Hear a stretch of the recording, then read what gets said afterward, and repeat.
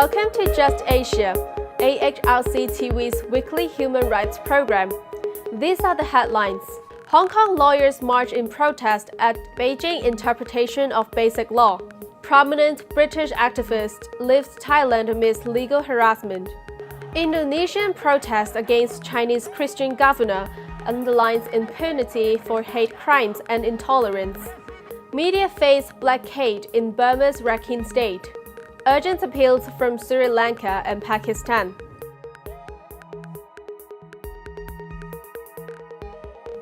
Welcome to AHRC TV's Just Asia. I'm April. This week, Just Asia begins with Hong Kong, where the legal community marched silently on Tuesday in protest against Beijing's high-handed interpretation of the territory's basic law, to prevent two elected activists from taking up their seats in parliament. More than 2,000 lawyers marched in black, aghast at China's meddling in Hong Kong's judicial affairs. Beijing handed down its ruling barring Yau Wai-ching and Baguio Leung from taking office on Monday due to their alleged modification of their oath. According to Hong Kong's leading pro-democracy voices Nathan Law and Eddie Chu, Beijing's ruling was not just an attack on two pro-independence politicians, but rather an attempt to put the political reins on the whole of Hong Kong's pro-democracy movement. Prominent advertisements in Tuesday morning papers read, "Beijing destroys rule of law, Hong Kong world city no more." In an earlier rally on Sunday, thousands of supporters came out to protest against China's meddling in Hong Kong affairs. Beijing's interpretations had made it clear that there is no more a one country, two systems principle.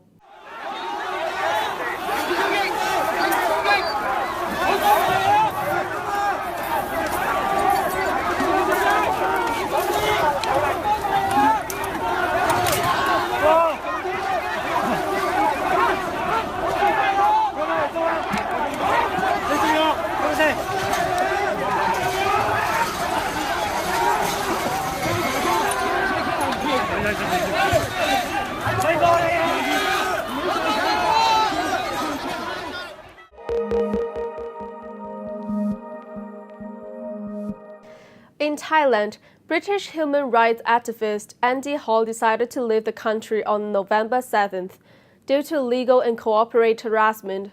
For the past 11 years, Hall has been working to promote migrant labor rights in Thailand. He is the International Affairs Advisor to the Migrant Worker Rights Network and the State Enterprise Worker Relations Confederation. His work has led to charges of criminal defamation and violations of the Computer Crime Act.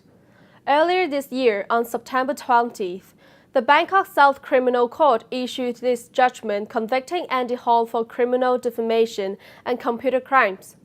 This conviction resulted from a case prosecuted against Andy Hall in relation to the publication of a report by Finwatch on migrant worker abuse in Thailand's pineapple industry. Andy Hall was a researcher providing raw data for this report, but he did not analyze the data, write the report, or publish it. However, Andy Hall was sentenced as defendant in this case to 4 years imprisonment and a 200,000 baht fine. As Andy Hall was seen to have given beneficial evidence, his sentence was reduced by 25%. The court suspended his imprisonment sentence for 2 years on the basis that Andy Hall was an activist working for public benefit. In his statement, Andy Hall noted that currently the situation in defending migrant worker rights has rapidly deteriorated in Thailand with significantly increased risk and aggressiveness evident. As a result, I want to ensure time for existing tense situations of conflict to reduce as well as provide time and space for the many parties to fully understand the importance of migrant worker rights.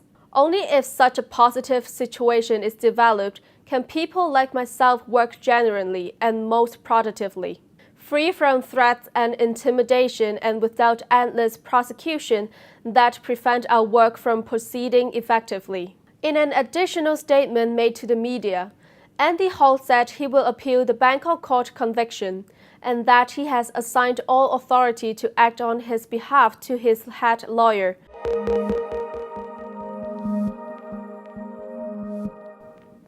Indonesia saw its biggest rally on November 4th, with more than 200,000 participants outside the presidential palace in Jakarta. They were calling for the prosecution of Chinese Christian governor Mr. Basuki Thaharjapurnama, popularly known as an Ahok. Ahok is accused of committing blasphemy, even though his statement was edited and then uploaded onto YouTube. Hardline Islamic groups such as the Islamic Defender Front are using this to divide people on religious and ethnic grounds. For instance, social media messages were circulated suggesting that if one didn't join the Friday rally, one's faith in Islam was weak. The rally also heard calls of "Crush the Chinese," a sentiment left over from the Suharto era, which still has not been resolved. Ahok is running for election next year, and his political opponents continue to use both his race and religion against him. This is particularly troubling in Indonesia, where minority beliefs are unprotected. At the same time, no action is taken against those engaging in hate crimes and speech, which can only worsen religious intolerance. In the 2 years of President Joko Widodo's administration, not a single case of religious intolerance or hate crime has been prosecuted. Not only do the perpetrators enjoy impunity, but in many cases, they were even aided by the police.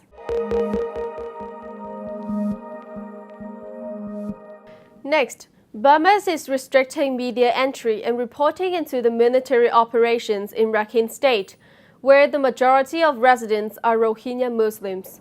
Following the killing of policemen at border post in October by Rohingya militants, the Burmese military has cracked down on villages there. No food aid or media are allowed entry. Recent reports of sexual abuse against Rohingya women by soldiers have led to the dismissal of one reporter from the Myanmar Times. The current military operation in Rakhine has increased tension between the civilian government of Aung San Suu Kyi and the Burmese military. Although Aung San Suu Kyi has appointed a commission to resolve the Rohingya issue, headed by former UN Chief Kofi Annan, there are concerns as to the actual goals of the commission and what it can achieve. For more information, Just Asia speaks to Burmese lawyer Min Luin O. Yeah, current situation in Rakhine State, it's a little bit different. Maundo area is under control, and then other area means near the border, it's a little bit tightened control because of the security. And then yesterday also, some of the terrorists, they came to the village and then they killed some of the Bengali family members. That is why border is high tension and high security. Yeah, the media is always happen. Last week, UN coordinators and Miss Renata and some diplomat, US, British ambassador, EUN, UN official, China, Egypt, Indonesia, Thai, Turkey, diplomat visit this area. And then some of the villagers, they holding the poster with stop raping and stop mass murdering, something like that.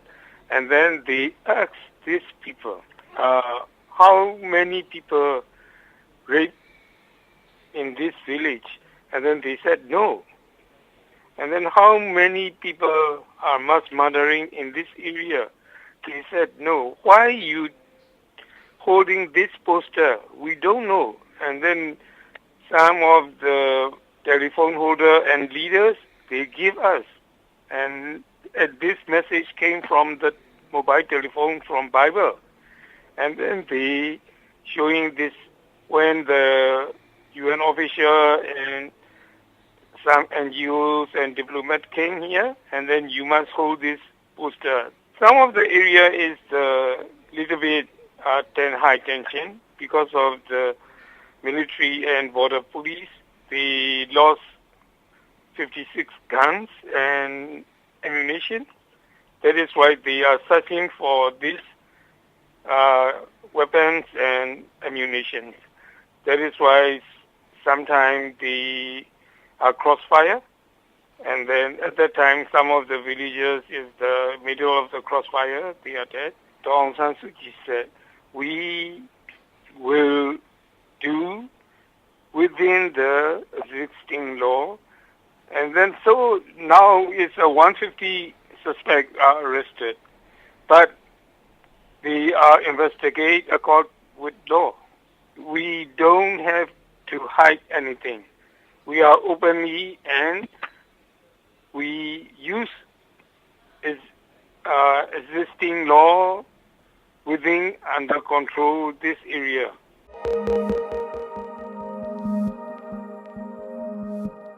Finally, the Urgent Appeals Weekly features 4 cases from Sri Lanka and Pakistan. In Sri Lanka, Rangala police refused to conduct an investigation regarding the adoption of a person's married wife, even though all the necessary details were provided. Also in Sri Lanka, Mahesh Kumara Fernando of Baralasa, Puttanam district, was illegally arrested, detained and tortured by police officers of the Wenampua police station. Another incident of torture in Puttanam district occurred when the Salia Veva police officers entered the home of a pregnant woman and tortured her. She was later treated at Puttanam General Hospital. In Pakistan, amidst fighting between 2 influential armed tribes, the Tahim and Kabrani, police from RD44 police station, Jacobabad, held 4 women for ransom illegally, keeping them for 11 days at a private location, releasing them only after getting 600,000 rupees on confiscating a rice threshing machine and fish farm.